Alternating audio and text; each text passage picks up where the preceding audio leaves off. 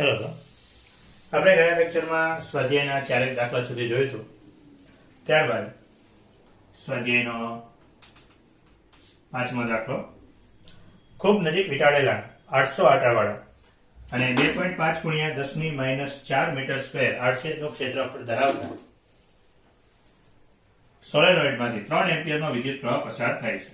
800 આટા આપી દીધા છે, n આપી દીધો છે 800, 2.5 ગુણ્યા 10⁻⁴ મીટર સ્ક્વેર ક્ષેત્રફળ 2.5 ગુણ્યા 10⁻⁴ મીટર સ્ક્વેરનું ક્ષેત્રફળ છે. 3 એમ્પિયરનો વિદ્યુત પ્રવાહ પસાર થાય છે. સોલેનોઇડ કઈ રીતે ગજિયા ચુંબકની જેમ વર્તશે તે સમજાવો અને તેની સાથે સંકળાયેલી મેગ્નેટિક મોમેન્ટ કેટલી હશે. હવે સોલેનોઇડ કઈ રીતે ગજિયા ચુંબકની જેમ વર્તે, તો કે ભાઈ એના માટે એક સિમ્પલ વસ્તુ છે કે સોલેનોઇડની ચુંબકીય ક્ષેત્ર રેખાઓ અને ગજિયા ચુંબકની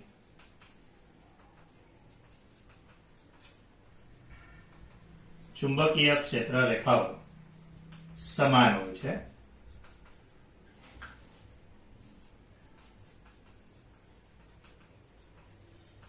બરાબર, માટે એવું કહી શકાય કે સોલેનોઇડ ગજિયા ચુંબક તરીકે પણ વર્તે છે. તેની સાથે સંકળાયેલી મેગ્નેટિક મોમેન્ટ, તો મેગ્નેટિક મોમેન્ટનું સૂત્ર હું m બરાબર NIA, કિંમત મૂકી દે બધી. n એટલે 800, I એટલે 3 એમ્પિયર, a એટલે 2.5 ગુણ્યા 10⁻⁴.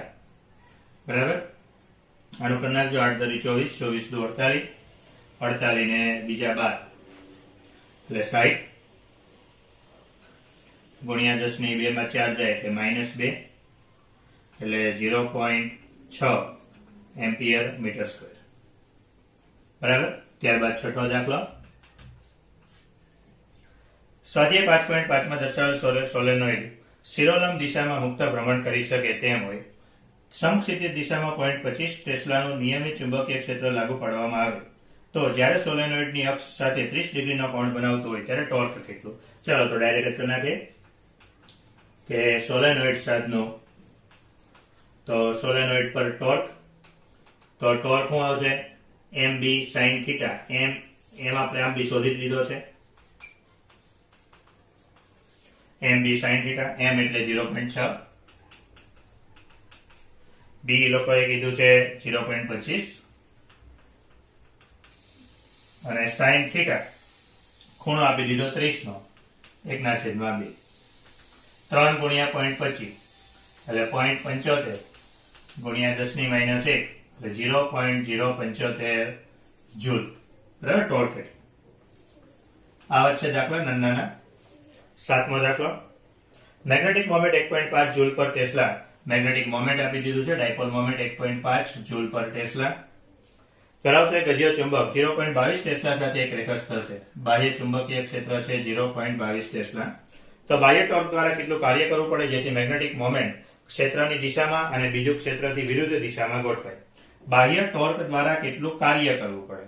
જો અત્યારે જે મેગ્નેટિક મોમેન્ટ છે તે એક રેખાસ્થ છે એટલે ઓલરેડી 0 ના ખૂણે તો છે. સમજો, અહીંયા 0 ના ખૂણે તો છે જ. બરાબર. હા, આના જવાબમાં મિસ્ટેક હશે કારણ કે રકમમાં આપણે ટેક્સ્ટબુકની રકમ અલગ છે અને પાછળ સોલ્યુશન છે એ અલગ રકમ છે. એનસીઈઆરટી ચોપડીમાં લગભગ લંબ છે, પણ આપણે આમાં એક રેખાસ્થ કીધો છે એટલે ઓલરેડી θ 0 તો છે જ અને બંનેમાં લાગતું ટોર્ક એટલે આપણે તો થોડુંક અલગ થઈ જશે.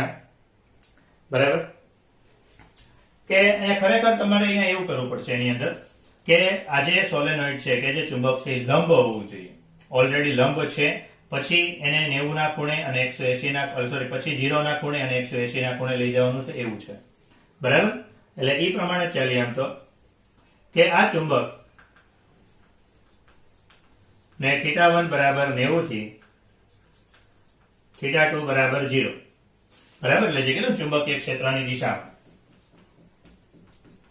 કે ક્ષેત્રની દિશામાં લઈ જવા માટે કાર્ય, તો કાર્યનું સૂત્ર આપણી પાસે હતું કે W બરાબર mb cos θ1 - cos θ2. કિંમત મૂકી દો. m એટલે 1.5, b એટલે 0.22 cos theta 1 તો cos theta 1 cos 90 છે, cos 90 તો 0 માઈનસ cos 0 એટલે 1 એટલે આગળ આવી જશે માઈનસ. આનો કરી નાખજો જે જવાબ આવે તે. અને તેના માટે ટોર્ક, તો ટોર્ક કેટલું થશે? તો જે કીધું છે તમને બીજો સવાલ કે એના બીજા સવાલમાં કીધું છે બંને કિસ્સાઓમાં ચુંબક પર લાગતું ટોર્ક કેટલું હશે? તો 90 ડિગ્રી એ છે ત્યાંથી 0 એ લઈ જવું છે, બરાબર? તો ટોર્ક કેટલું થશે? તો કે ભાઈ જેટલું 90 થી 0 એ લઈ જવું છે તો 90 ઉપર છે એટલું જ. તો તેના માટે ટોર્ક, તો કે ટોર્ક બરાબર mb sin 90, બરાબર? એટલે m કેટલો? 1.5 ગુણ્યા 0.12 sin 90 એટલે 1, બરાબર? તેવી જ રીતે આ ચુંબકને θ1 બરાબર 90 થી θ2 બરાબર 180 સુધી લઈ જવા માટે કાર્ય. તો ફરીથી સૂત્ર એ જ કે W બરાબર mb cos θ1 માઇનસ cos θ2. હવે કિંમત મૂકી દો. m એટલે 1.5, b એટલે 0.22, cos 90 એટલે 0 થઈ જશે, cos 180 એટલે -1 થઈ જશે, બરાબર? અને તે જ રીતે 180 ડિગ્રી સુધી એટલે વિરુદ્ધ દિશામાં લઈ જવા માટે ટોર્ક. તો ટોર્ક તો જો cos sin 180 તો 0 થઈ જાય એટલે ફરીથી તમારે ટોર્ક તો કેટલું લેવું પડશે? તો કે ટોર્ક બરાબર mb sin 90, બરાબર? ટોર્ક તો એટલું લેવું પડશે mb sin 90 જેટલું જ. ત્યારબાદ 8મો દાખલો. 2000 આટા અને 1.6 ગુણ્યા 10 - 4 મીટર સ્ક્વેર જેટલું આડછેદનું ક્ષેત્રફળ. આટા આપી દીધા 2000, ક્ષેત્રફળ 1.6 ગુણ્યા 10 - 4 મીટરનો વર્ગ. આડછેદનું ક્ષેત્રફળ ધરાવતા સોલેનોઇડમાંથી 4 એમ્પિયર વિદ્યુત પ્રવાહ વહે છે. તેને કેન્દ્રમાંથી એવી રીતે લટકાવવામાં આવે છે જેથી સમક્ષિતિજ સમતલમાં ભ્રમણ કરી શકે. તો સોલેનોઇડ સાથે સંકળાયેલી મેગ્નેટિક ડાયપોલ મોમેન્ટ. ચલો તો આ સોલેનોઇડની મેગ્નેટિક ડાયપોલ મોમેન્ટ. તો મેગ્નેટિક ડાયપોલ મોમેન્ટ શું કરશું? સોલેનોઇડ છે એટલે m બરાબર ni, n એટલે 2 ગુણ્યા 10 - 3, i 4 એમ્પિયર, a 1.6 ગુણ્યા 10 - 4, 4 દુ 8, 8 નો ઘન ને ગુણ્યા 2, ચાલો ની કરી નાખજો જે થતું હોય. 4 દુ 8, 16 ચોક 64, 64 દુ એટલે 128 ગુણ્યા 10 - 1 એટલે 1.28 એમ્પિયર મીટર સ્ક્વેર. બીજું કીધું જો સોલેનોઇડની અક્ષ સાથે 30 ડિગ્રીનો કોણ બનાવતી દિશામાં 7.5 ગુણ્યા 10 - 2 ટેસ્લાનું નિયમિત સમક્ષિતિજ ચુંબકીય ક્ષેત્ર ઉત્પન્ન કરવામાં આવે તો સોલેનોઇડ પર લાગતું બળ અને ટોર્કનું મૂલ્ય.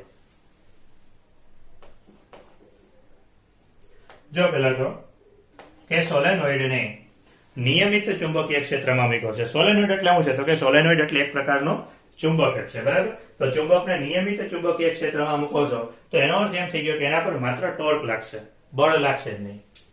તો પેલી વસ્તુ છે કે નિયમિત ચુંબકીય ક્ષેત્રમાં સોલેનોઇડનું કુલ બળ, તો કુલ બળ તો શું થઈ જશે? કુલ બળ તો 0 થશે. તો ટોર્ક કેટલું થશે? તો ટોર્કનું સૂત્ર તો બહુ કોમન છે, mb sin θ. m કેટલો છે? 1.28 અને બહારનું જે ચુંબકીય ક્ષેત્ર છે 7.5 ગુણ્યા 10 - 2. થીટા આપી દીધો છે 30 ડિગ્રીનો એટલે sin 30 1/2. આ કિંમત મૂકી દેજો જે જવાબ આવે તે, બરાબર? બહુ સિમ્પલ દાખલા છે એટલે થોડીક આપણે સ્પીડ રાખી છે. 9મો દાખલો. 16 આટા અને 10 સેન્ટીમીટર ત્રિજ્યા ધરાવતું એક વર્તુળાકાર ગૂંચળું n બરાબર 16, ત્રિજ્યા આપી દીધી છે 10 સેન્ટીમીટર એટલે 10 ગુણ્યા 10 - 2 એટલે 10 - 1 મીટર. વર્તુળાકાર ગૂંચળું 0.75 એમ્પિયર નો વિદ્યુત પ્રવાહ ધરાવે છે. 5 ગુણ્યા 10 ની -2 ટેસ્લાનું બાહ્ય ચુંબકીય ક્ષેત્ર. બાહ્ય ચુંબકીય ક્ષેત્ર ને લંબ રૂપે સ્થિર રહેલું છે. ક્ષેત્રની દિશાને લંબ અને ગુચ્છાના સમતલમાં રહેલ અક્ષને અનુલક્ષીને ગુચડું મુક્ત રીતે ભ્રમણ કરી શકે છે. જ્યારે ગુચડાને થોડું ઘુમાવીને છોડી દેવામાં આવે ત્યારે તે સ્થિર સંતુલન સ્થિતિની આસપાસ 2 સેકન્ડ હર્ટ્ઝ આવૃત્તિ આપી દીધી છે. 2 હર્ટ્ઝ આવૃત્તિથી દોલન કરે છે. તો ગુચડાની તેની ભ્રમણ અક્ષને અનુલક્ષીને જડત્વની ચાક માત્રા કેટલી? જડત્વની ચાક માત્રા, જો આ વિદ્યુત પ્રવાહ છે અને તમને જડત્વની ચાક માત્રા શોધવાની કીધી છે. હવે જડત્વની ચાક માત્રા શોધવી હોય તો પહેલી વસ્તુ તો એ કે આપણી પાસે આવર્તકાળનું સૂત્ર છે T બરાબર 2 pi square root of I upon NB. આની અંદર જે I છે એ શું છે? જડત્વની ચાક માત્રા છે. એટલે એને મારે શોધવાનું. તમારે T ગોતવો પડશે. ચલો T તો મળી જશે. ચુંબકીય ક્ષેત્ર આપી તો મારે પેલા ડાયપોલ મોમેન્ટ શોધવી પડશે. બરાબર? તો ડાયપોલ મોમેન્ટ માટે પણ NI અને R આપી દીધો છે. એટલે પહેલા તો શું કરીએ તો કે આ ગુચડું છે એ ગુચડાનું ક્ષેત્રફળ શોધી લઈએ. તો ગુચડાનું ક્ષેત્રફળ શું થઈ જશે? A બરાબર પાઈ R સ્ક્વેર પાઈ એમને રહેવા દો. R નો વર્ગ એટલે 10 ની -2. ત્યારબાદ આ સોલેનોઇડ અથવા તો જે ગુચડું છે એ ગુચડાની મેગ્નેટિક ડાયપોલ મોમેન્ટ. તો મેગ્નેટિક ડાયપોલ મોમેન્ટ હું NIA, N એટલે 16, I એટલે 0.75 અને A એટલે 10 ની -2 પાઈ. આનું જોઈ લેજો હું જવાબ આવે છે ડાયપોલ મોમેન્ટ મળી ગઈ. ત્યારબાદ આ ગુચડાનો આવર્તકાળ. તો આવર્તકાળ T બરાબર 2 pi square root of I upon MB. તો આના ઉપરથી એની જડત્વની ચાક માત્રા. આની અંદર જે I છે એ શું છે? જડત્વની ચાક માત્રા. તો જડત્વની ચાક માત્રા I બરાબર પહેલા બે બાજુ વર્ગ કરવો પડશે એટલે T સ્ક્વેર MB upon 4 પાઈ નો વર્ગ. ચલો T નો વર્ગ. તો T એટલે પાછું શું થશે? આના પછી T ગોતી લઈએ. તો T એટલે કેટલું હોય? તો 1 upon F હોય. એટલે 1/2 હોય. આમ તો કામ કરીએ ને ભલે ચાલો. T એટલે 1 upon F. તો T નો વર્ગ એટલે શું કરવું પડશે? 4 પાઈ નો વર્ગ F નો વર્ગ. બરાબર? T ની જગ્યાએ હું મૂકું 1 upon F. હવે એની કિંમત મૂકી દો M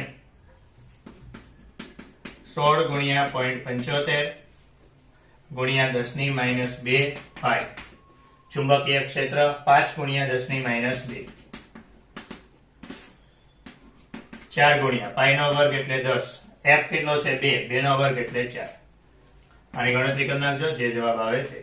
જડત્વની ચાક માત્રા એટલે કિલોગ્રામ ઇન્ટુ મીટર નો વર્ગ. બરાબર? તો આ 9 દાખલા સુધી જોયું.